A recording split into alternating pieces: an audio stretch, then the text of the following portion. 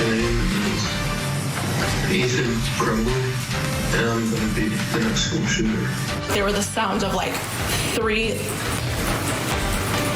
loud pops. The principal at the time, Steve Wolf, came over the PA and said, "We're heading into lockdown. This is not a drill." You never would think you have to protect your child from harming somebody else. If you could change what happened, would you? Oh, absolutely. I wish he would have killed us instead. The Oxford school shooter's mom wants to be released from prison pending her appeal. Jennifer Crumbley's attorney is joining us live in just moments. And in Ohio, a teen convicted of brutally killing her mother will now be getting a new trial. Sydney Powell's defense attorney is joining us live to talk about the overturned conviction and what tipped the scales for them. And in Florida, could the final shoe be about to drop in the Dan Markel murder case as an indictment for another Adelson we're talking about if it could be near?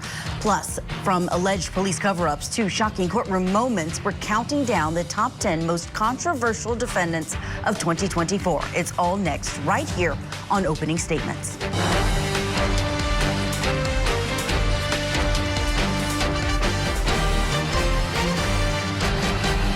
Welcome to Opening Statements. I'm your host, Julia Janae, filling in for Julie Grant this morning. Thank you for being with us.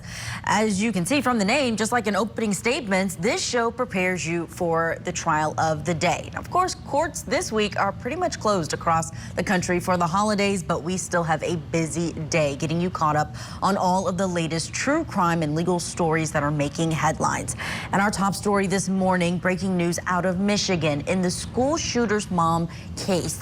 The Oxford school shooter, Ethan Crumbley's mother, Jennifer Crumbley, is asking to be released from prison pending her appeal. Her historic trial played out right here on Court TV earlier this year. She, along with her husband, James, they were the first parents of a school shooter to be charged and then convicted for their child's actions. Both Jennifer and James Crumbley were found guilty of 4 counts of involuntary manslaughter, 1 for each victim in the 2021 Oxford High School shooting committed by their son, Ethan. But during Jennifer's trial, she took the stand to say that she would not have done things differently. Of course, I look back after this all happened, and I've asked myself if I would have done anything differently, and I wouldn't have. If you could change what happened, would you? Oh, absolutely. I wish he would have killed us instead.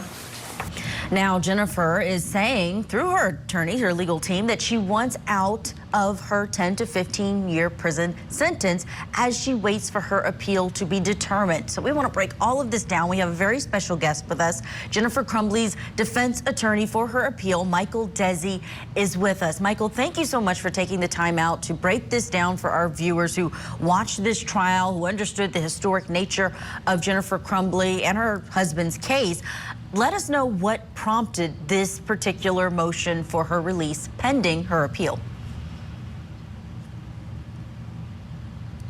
Yes, thank you. Good morning. I mean, essentially, it boils down to the fact that we don't believe Mrs. Crumbley committed any crime. And in Michigan, the law provides that a defendant can seek release from prison, even pending appeal, if they can prove 2 things. 1, they have to prove that they're not a danger to society. And the second thing they have to prove is that they have a substantial defense and some substantial argument to make on appeal as to why they think the case should be thrown out. And we easily satisfy at least the first of those requirements. There's no allegation that Mrs. Crumbley herself is dangerous. She's not accused of committing any crimes or engaging in any assaultive behavior. So as to the second component of that, we also believe that we're on very solid ground in asking the court to throw this case out for the simple fact that there's just simply no duty recognized in the law that compels somebody to prevent the intentional criminal acts of a third person.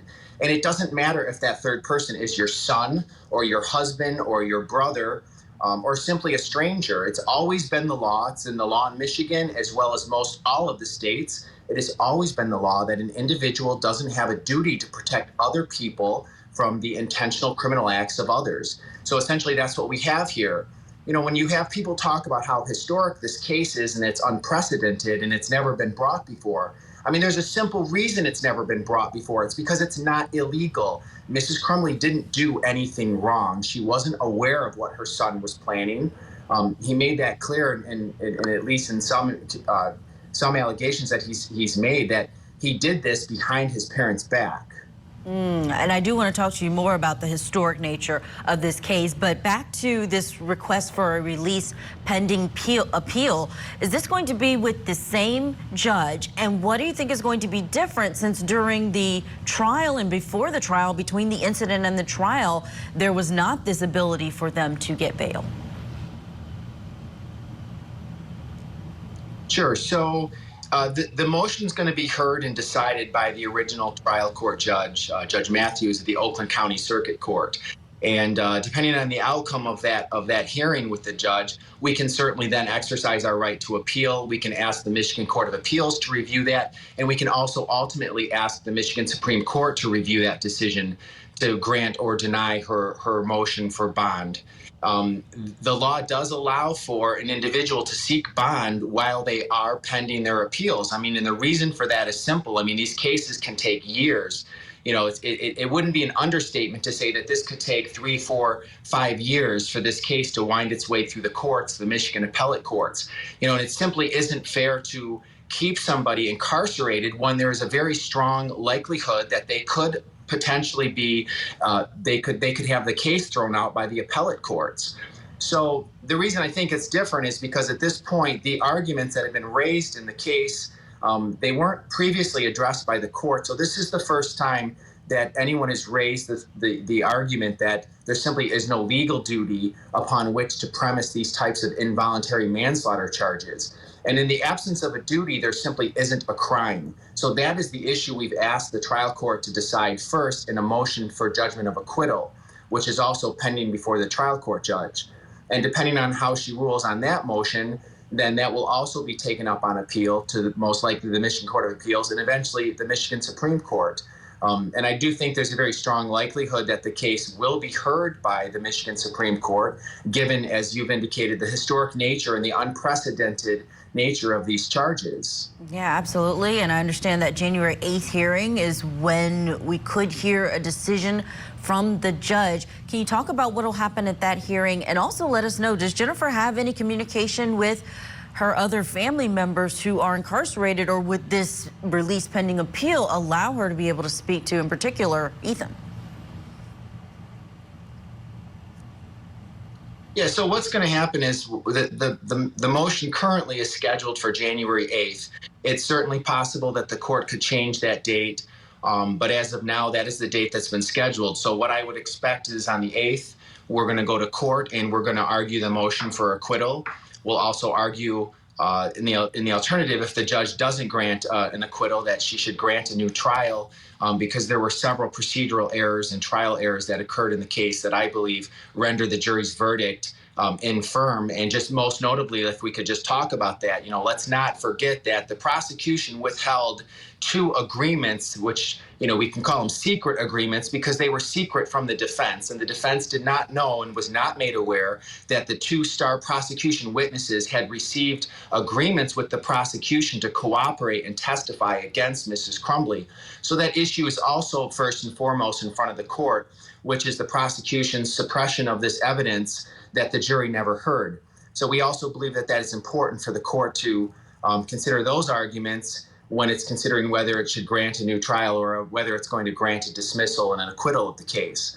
Beyond that, I don't want to get into the specifics of what Mrs. Crumbley is communicating, but you know, she's hopeful that we have arguments that the court's going to give us a fair hearing, and that the court's going to take seriously the allegations that have been raised in her motions, and that we believe eventually some court in this process is going to throw this case out.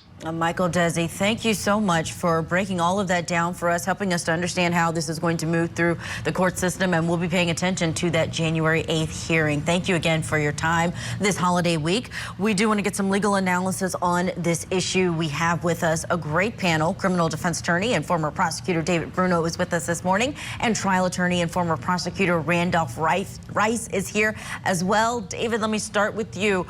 What do you think the likelihood of a release is going to be pending appeal. We do see it tried. We don't often see it actually happen.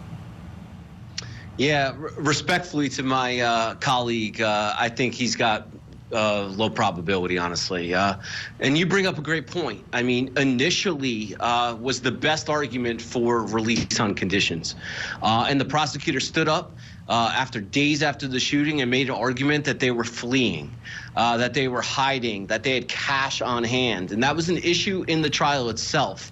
The defense said that the attorney was trying to broker a release or to surrender the particular couple, but it came out and it was used, and that was one of the reasons why they were detained initially.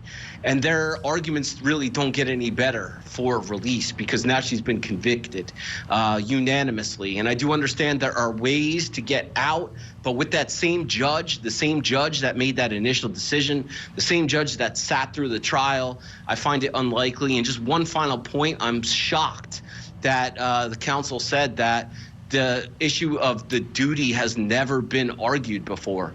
I mean, that was a crux of the defense. That was what we were talking about before the trial, whether or not constitutionally a parent could actually be prosecuted. So I'm shocked that it hadn't been appealed. And if that's true, somebody dropped the ball early on.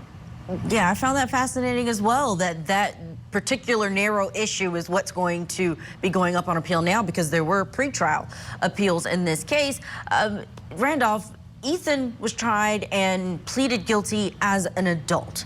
He said, my parents didn't know what was happening. I kept it from him, but he wasn't allowed to testify at trial because he is appealing his sentence, not necessarily his conviction. How do you think this case has just shaped our response, especially legally, to school shootings?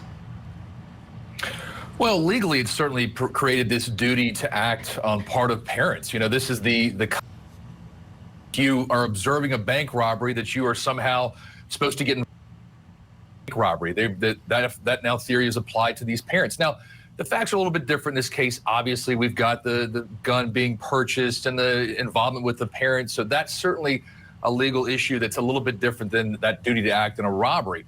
But this sort of puts a lot of people on notice that are gun owners as to you need to be a little more careful about having access to minors or other people that may be susceptible to using that gun for violent purposes.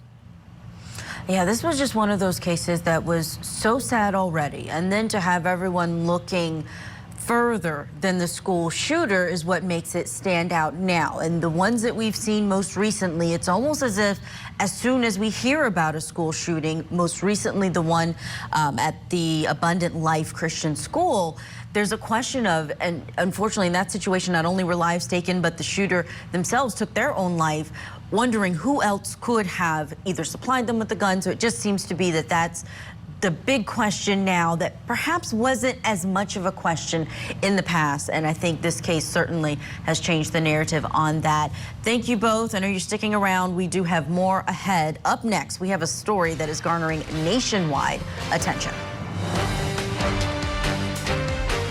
Verdict form number 1 as to count 1 reads, we the jury in this case being duly impaneled, sworn and affirmed, do hereby find the defendant Sidney Powell guilty of the offense of murder as charged in count 1.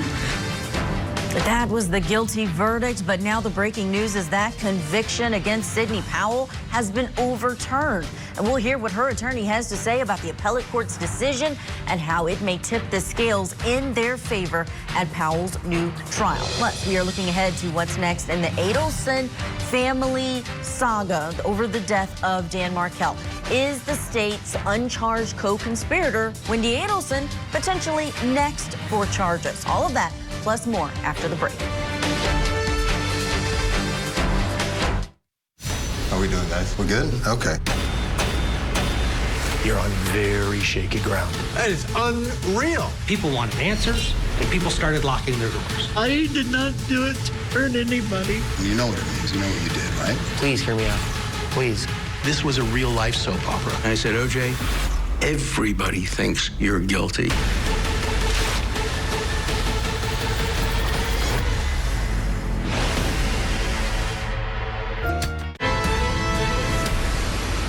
Miss Sidney Powell is responsible for the murder of her mother, Brenda, and she was not suffering from a severe mental illness or disease that prevented her from knowing the wrongfulness of what she did. Miss Powell is building these lies. She's consciously coming up with them. Mount Union had dismissed her. Her parents were concerned. Her tuition was canceled. Her scholarship was canceled. Her enrollment was canceled. Miss Powell couldn't keep the lie up anymore, and in that moment, she struck her mother with a cast iron frying pan over and over and over.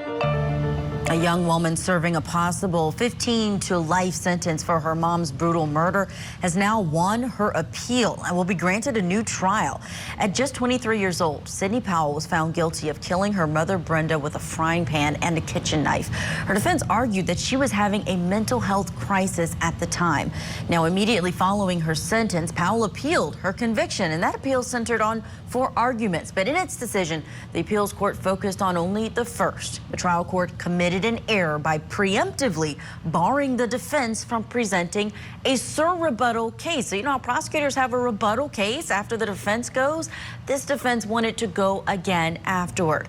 Our question is, will this decision by the appellate court tip the scales of justice for Sidney Powell at her new trial? And we have the absolute perfect person to break this down with us. We have Sidney's defense attorney, also a friend of the show, Don Malarsic, is with us. Don, thank you so much for being with us this morning. Congrats on this win for your client in terms of the appeal. But talk to us about what happened. What tipped the scales for her in the appellate system?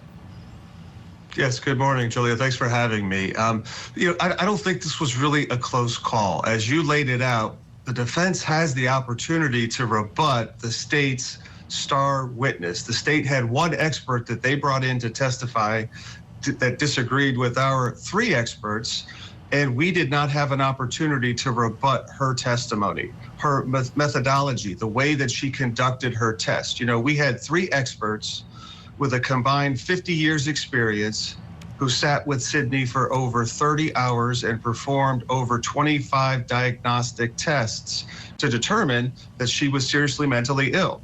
The state's experts sat with Sidney for 2 hours and did no testing at all. None, 0. And we were not allowed to rebut that. We would have had our experts come up and say it is wholly improper to make a diagnosis without doing these objective tests that are relied on in the field of psychology. So I think the Court of Appeals got it right, and I think it really does tip the scales if the jury had the full information of how untrustworthy the state's expert was. So what happens now? When you hear overturned conviction, you think, oh, the person gets released from jail and they are a free person. They have nothing on their record, but it's not quite what happens. This is the appellate court sending it back to the lower court, right? That's exactly right, Julia. And there's one other step here. The prosecutor's office could decide to try to get into the Ohio Supreme Court. They have 45 days from the decision yesterday to try to do that. The Ohio Supreme Court takes a very low percentage of cases. This doesn't feel like a case that they would want to take because it is a very narrow issue.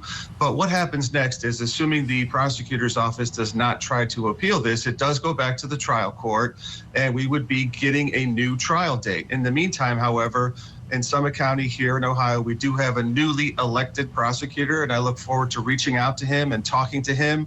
I was very concerned at the first trial. The victims' rights were ignored and really trampled upon.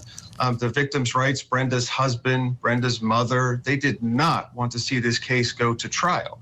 And they were ignored and their rights were violated. So my hope and my expectation is this new prosecutor is going to take a fresh look at this case, listen to the victims, and hopefully we can work out some type of a resolution. But right now, Sidney is in prison. She will stay there and listen until the jury or the judge does something different. And you mentioned the victims, the people who love not only the victim who was killed, but love Sidney as well. I want to take a look back at Sidney's father, Stephen Powell, testifying during the trial. Sir, up until March 3rd of 2020, had Sidney ever seen a psychologist or a counselor? No. Okay. And up until that point, you or Brenda never had any concerns about her mental health? No. Now, is there anything, Don, you can tell us about their reaction, the family, but also Sydney's reaction to this breaking news about the case?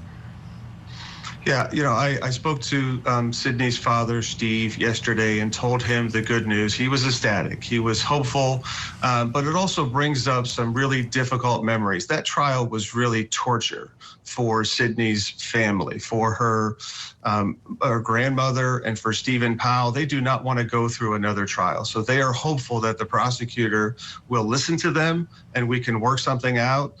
We have been in contact with Sydney. She was very happy, but very reserved. She has been betrayed by the criminal justice system before, and she knows how difficult it is to get a jury or a judge to see through a really difficult crime scene and understand mental health is real.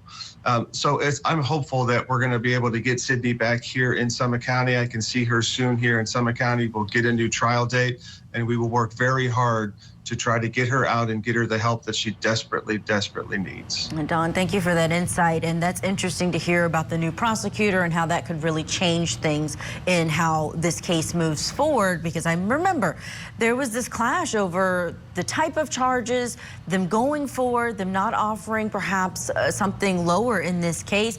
And what also stands out to me about this case is just how fervent you were in your representation. I know you likely do that for every single one of your clients, but this seemed like one that really hit home and was personal for you. Can you talk about what stands out about this case for you? Yeah, absolutely. I mean, I learned a lot about being a father from Stephen Powell, Sydney's father in this case. And my daughter is about Sydney's age, and they were both going away to school for the first time, to college. And I really saw my daughter, my family in Sydney and with Stephen Powell. This is an all-American family. They went to a Catholic high school. They had no prior issues. We had teachers testifying on behalf of Sydney. We had former police officers who were friends with the Powell family. We had Sydney's friends testifying. This was the all-American family that suffered an incredible tragedy. And I felt the weight and the responsibility of trying to bring them some sense of closure, some sense of peace. And this was really the best Christmas present I've ever received. Wow. Don Markel, thank you so much for keeping us up to date on what has happened in this case that touched so many of our viewers. And we will, of course, be continuing this as it moves through the criminal justice system. Have a good rest of your day. Coming up, we are going to talk about the law professor who was gunned down back in 2014. What is the status of this case? The Adelson family. Could there be more charges coming soon? And what's next for Wendi Adelson? Plus, historic trials, a police cover-up, and a defendant leaping across the courtroom. We are counting down some of the most controversial defendants of 2024. I appreciate that, but I think it's time that he gets a taste of something else, because I just can't with that history. In accordance with the laws of the state of Nevada, this court...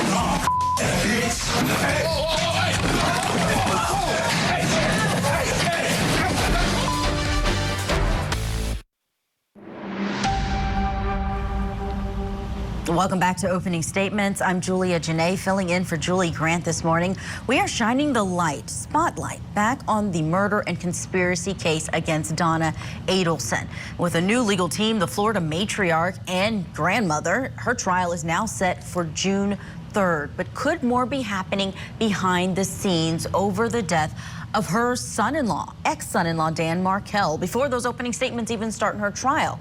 Now, this case has taken a lot of twists and turns for over a decade since this murder-for-hire plot of her daughter's ex-husband, Dan. This was over a custody dispute back in 2014.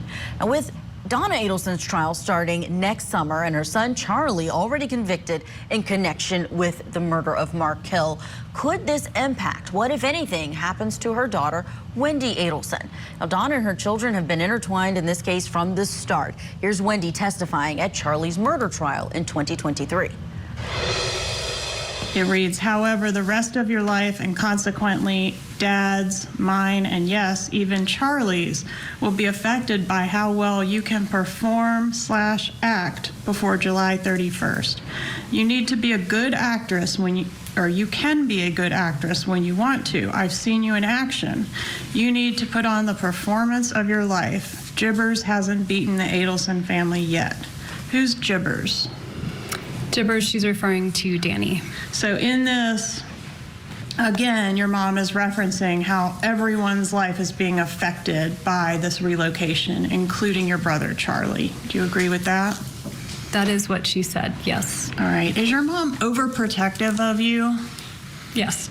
All right. And is it fair to say she's, a little on the controlling side? I don't think she's controlling, but she's definitely overprotective. Now, to be clear, Wendi Adelson has not been charged in the murder of her ex-husband, Dan Markel. She has maintained her innocence and was granted immunity for that testimony in that trial and other trials where she has taken the stand. But let's break down the latest and the implications with our guest. We have here to discuss State Attorney in Palm Beach County, Florida, Dave Ehrenberg is with us. Dave, it's good to have you on this morning. It's always great to have you talk about this case because it's not just a case you're analyzing. You actually knew Dan Markel there in the legal community in Florida. Tell me about what you think about the Donna Adelson case and the change in the urgency, because it seemed when she was arrested, which was around this time last year, that she was being transported back to Miami, from Miami to Tallahassee, and it seemed like they wanted this case to move very quickly, but now it's not until the summer that we may see a trial. Julia, good to be with you. Happy holidays. It's not just the prosecution that wants this thing to go quickly. It was the defendant. Donna Adelson did not want to spend a day more in jail than she had to.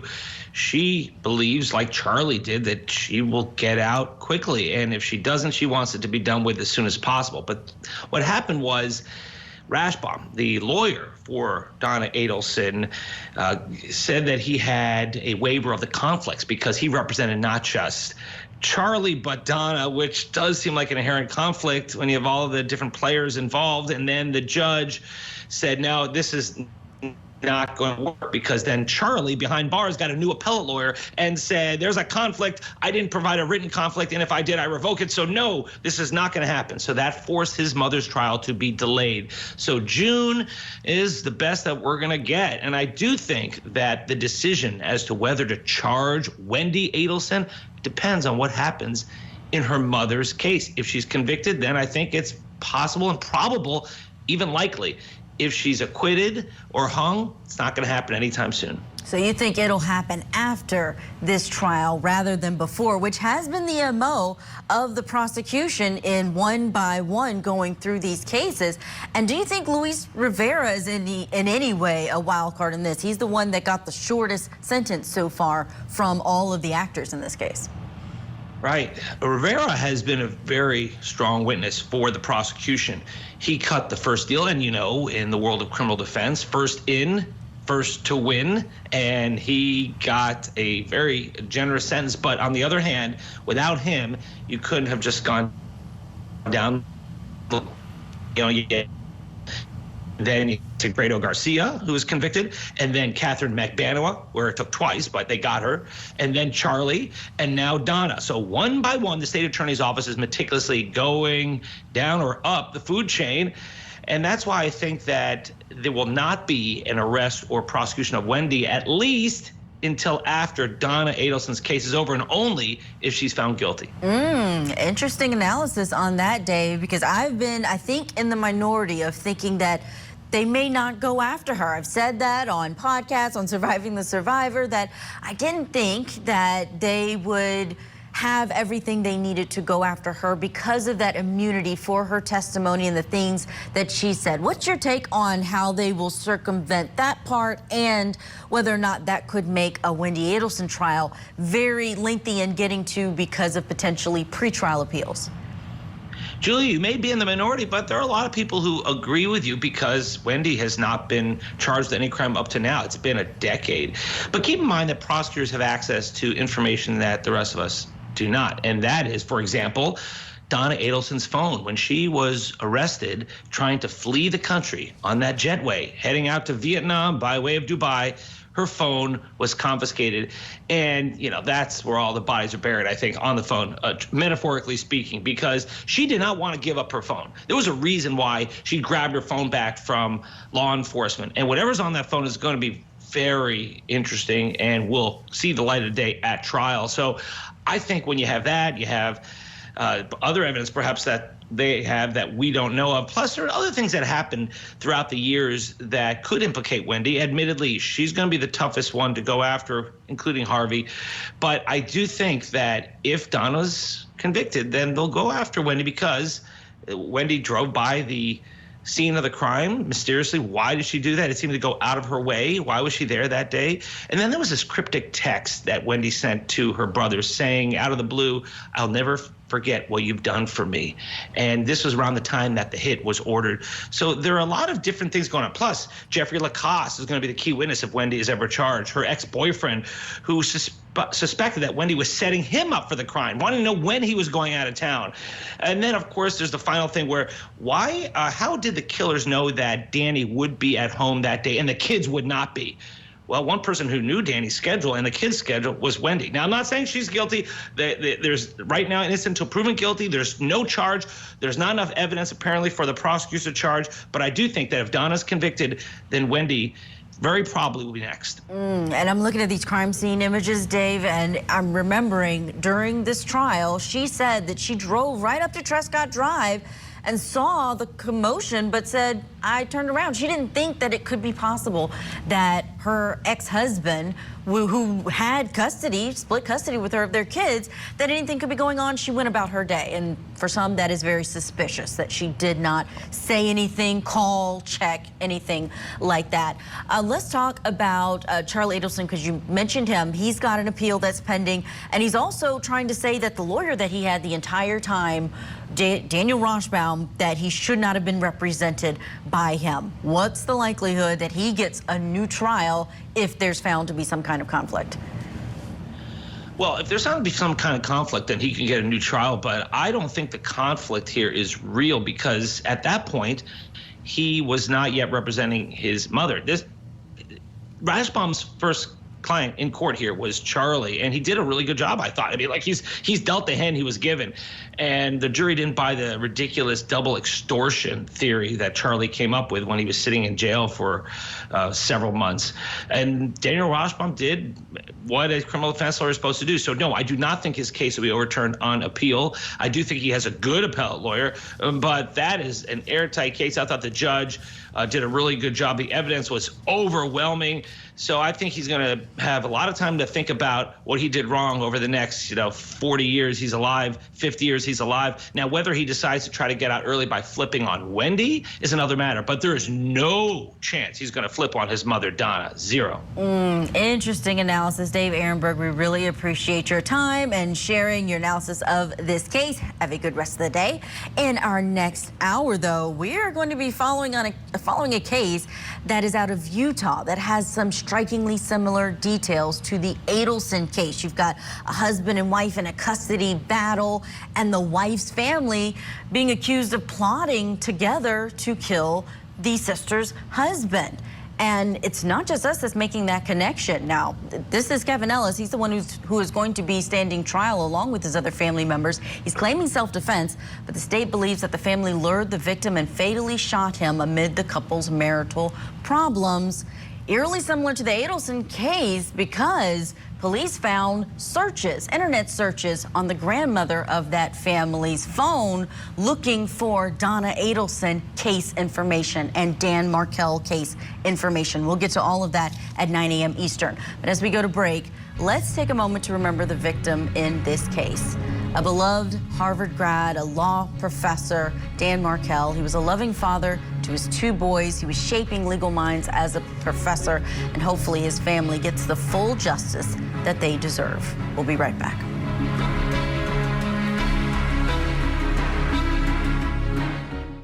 Coming soon to Court TV. It's the biggest story that we're covering. He is the boogeyman. Lori Daybell. She said, I will have you destroyed. She's got another murder trial coming up. A social media sensation, now a suspected killer. We will not stop fighting. We have no quit. Sean Diddy Combs arrested on a federal indictment. The high-stakes trials you don't want to miss. Coming soon. Only on Court TV. 5049. This year, more people watched court TV trials than ever before, and that was without a mega trial like Alec Murdaugh's or Johnny Depp's. This morning, we are looking back at the top 10 most controversial defendants of 2024. Everyone on this list went to trial this year for one reason or another, and it got our audience talking. Take a look. She knows exactly where the camera is. She comes, she's got the gun hidden behind her. She slides down into the chair, and you hear her put it down on the bar stool. You can hear it whenever you get back to the jury room. You'll be able to hear. Slapping Anna. I would never do that in public. I never did that. Show me. What you just said, I've never seen that in the discovery. I've been incarcerated 3 years. You never showed that to my team. Where did you get that? This treadmill video, which was recovered by the prosecutor's office, speaks for itself. Everything that you need and want to know is captured on this video. I am not crazy. I am not trying to avoid responsibility. I'm not the kind of person who could brutally murder another man, do it with apparent experience and training, and then go to the gym, and then go pick up my children. I can't imagine being that type of person. In accordance with the laws of the state of Nevada, this court.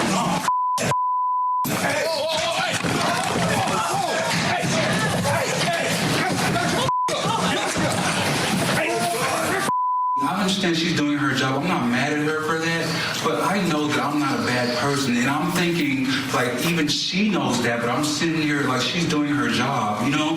And I believe that you all know that I'm not a bad person. I'm not an evil person. Not only did I not do this, I know who did.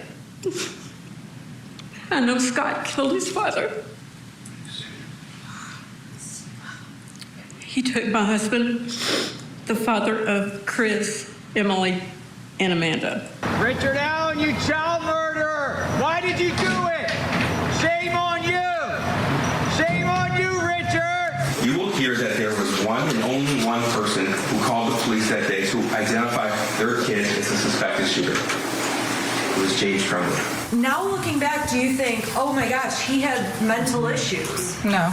You don't deny that in April of 2021, you described your son as being depressed. I didn't describe him as being depressed. I noticed that he was acting depressed. You used the word depressed. Yes, he was acting sad. He was acting depressed. Were you in fear? Always. If he would have gotten out of the suitcase, what would he have done to you? Like he used to tell me, he probably would have made me unrecognizable, or I would have lost my life.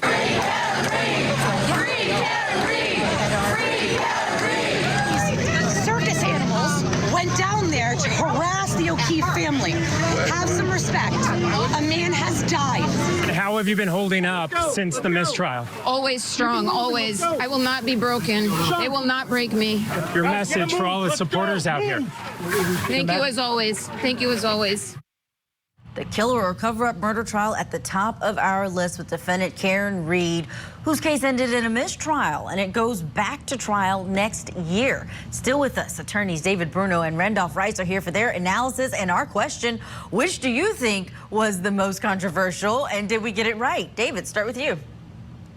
Oh, my lady, number 2. She didn't make the top 1 spot, but that's number 1 for me, the infamous Sarah Boone. Childish games, right? And it didn't stop at that hide-and-go-seek game that she allegedly played with the victim. It was all the way in the courtroom with her requests for candy and all these benefits that she wanted. And you cannot help but bring up her advertisement to the public, asking for her 9th lawyer to come forward. At that time, she was pro se, and we are all praying that somebody came forward, because a pro se Sarah Boone in that trial would have been an absolute train wreck. But she is the top spot for me in 2024. And let's just see what we have coming in 2025. Oh, yeah, she won getting that 9th attorney, but she gambled when she turned down that plea deal and instead got life in prison. Randolph Rice, who did you think? Did we miss anyone? Is there anyone else you would have put in the top spot? No, I think David picked a good one, but I went with number 7, Robert Tellis. I thought this was a great trial. I think this was a great case because of all the different angles. You had an elected official who was going after a reporter. You had DNA under Mr. German's fingernails. You had the mysterious maroon SUV that ultimately matched up with Mr. Tellis's vehicle. You had his cell phone being left at home. You had the straw hat that they found cut up in his house, the orange shirt, and the tennis shoes that they found also that were very unique. And then he gets on the stand and rambles for hours about how he's not the person that could do this and he's not capable of doing this. And ultimately still to this day denies it after a jury has convicted him. So that's my pick. Even though it's number 7, I would have put it at the top for 2024. And like David said, I'm looking forward to all the cases in 2025. Oh, yeah, I would definitely put Robert Tellis in a list of the historic ones, the ones that just impact the legal system, because you had this elected official and an investigative journalist that was assassinated. You don't see a case like that. Jennifer Crumbley, of course, a pretty historic one in terms of how it's impacted. We talked about that earlier this hour. And Richard Allen, I think, also pretty historic just in the way that it was handled and the secrecy that seemed to surround it. But what do you think, David, about Carly Gregg's case? I know she was our number 10. She was 14 at the time. Her case is one where she was tried as an adult for killing her mother. She then got sentenced to life in prison without parole. Do you think that that one's going to survive on appeal? Very sad case. Obviously, anytime you have a child acting that way, you know, I thought the jury got it right. Now, as far as sentence and whether or not she should have been tried as an adult, that's another question. But, you know, looking at that video, the video said it all. When she was carefully walking around, and that action of actually concealing the gun for the video showed that she understood the nature of her actions. So very, very sad case. And I just hope that a case like that could send a message to the community and parents that we need to do better for our children. I'm a father myself, and I hope that things change in our society on these types of issues. Yeah, that's a big thing for some of these trials. When people watch them, they do make a difference in people understanding an issue much deeper than they ever did before. But Randolph Rice, I got to talk about the Karen Reed trial. It's our number 1 for a reason. We didn't have a mega trial. We call them mega trials when they just dominate the entire news cycle across the country, like an Alec Murdaugh or Johnny Depp case. But Karen Reed's trial was a lightning rod. It divided a community. What do you think it was about her case that created that kind of reaction? Well, I think certainly the fact that there's all these different side stories going on about Karen Reed, and the fact that there's, you know, the stories about after the trial. But it's interesting because of the fact of the result of the trial, and that's what gives people the inside view of what happens in a courtroom. They want to see what happens. And I think that it's going to be an interesting 2025 to see how the prosecution moves forward and how the defense moves forward with defending her. This is one we definitely want to watch closely next year. Absolutely. We are all looking forward to that retrial and all the things that are no doubt going to be bubbling up behind the scenes pre-trial as we get closer to that one, because there's so much with the jurors and with the prior judge. It's going to be something to pay attention to. Thank you so much to our guest, David Bruno. We know we have to say goodbye to you, but thank you for your analysis. Randolph, you are sticking around because we have more Court TV Live ahead, but that's it for opening statements.